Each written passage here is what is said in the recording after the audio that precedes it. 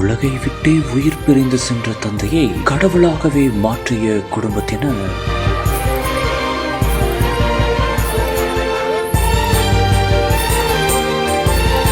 ஒரு பக்கம் தாங்க முடியாத துயரம், மற்றொரு பக்கம் பல மனிதர்களை காப்பாற்ற வேண்டும் என்ற மனிதநேயம்.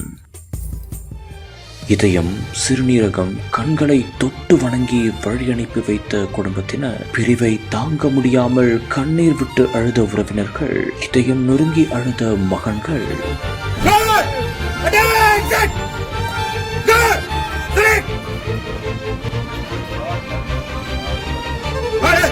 கோவை மாவட்டம் திருமலையம்பாளையம் பகுதியைச் சேர்ந்தவர்தான் சசிகுமார்.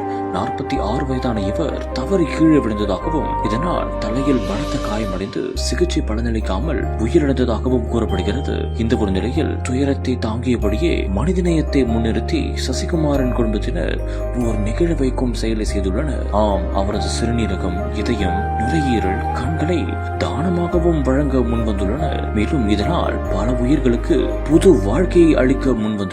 இதையடுத்து மருத்துவமனையில் இருந்து அவரது உடல் உறுப்புகள் அங்கிருந்து எடுத்துச் செல்லப்பட்டன. அப்போது இதயம் நொறுங்கி போன குடும்பத்தினர் கடைசியாக ஒரு முறை தங்களது தந்தையின் உடல் உறுப்புகளை தொட்டு வணங்கி கண்ணீர் விட்டு வழி அனுப்பி வைத்தனர்.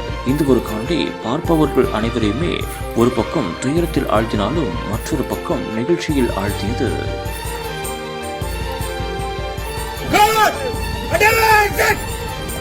God!